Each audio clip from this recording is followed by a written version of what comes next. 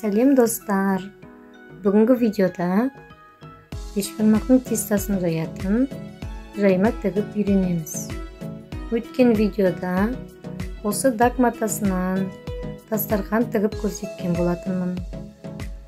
Енді сол дак матасының қалғанынан сіздерге жайма тігіп көрсетемін. Ұзындығы 75 см, ені 75 см болатын ақ матаны қиып дайындап аламыз. Дайын болған материалды барлығын біріктіріп, осылай тігіп аламыз.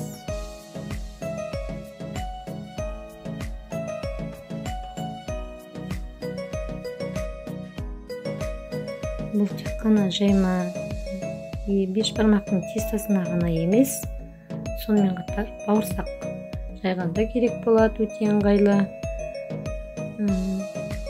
Шелпек нан пісіргенде өте ыңғайлы. Сонымен қатар пельмен істегенде де осы жаймаға кептіріп қойса өте ыңғайлы.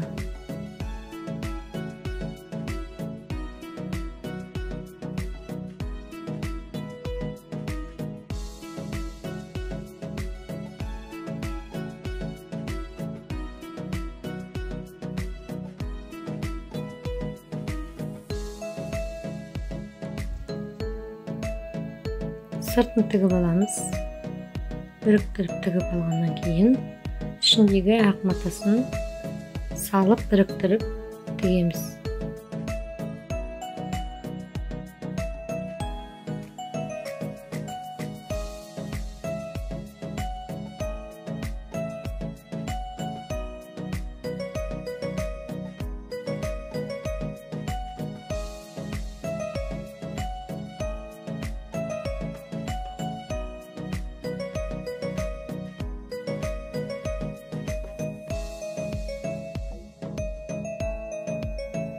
Сыртын тігіп болдық.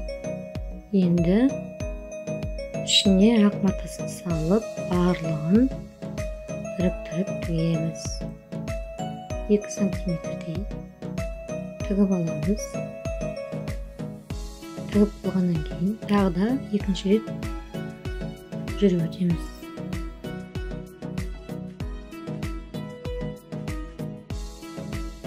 Осы видеоға қарап өздеріңізге жайма тігіп алсаңыздар болады.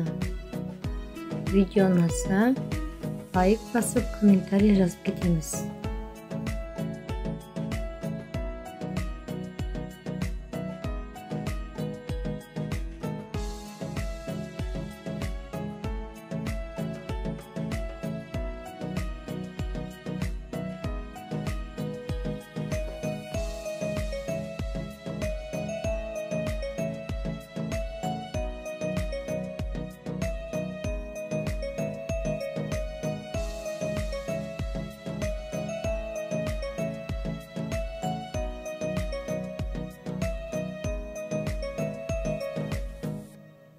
Тігіп болғаннан кейін жақсылап өтікпен бастырамыз.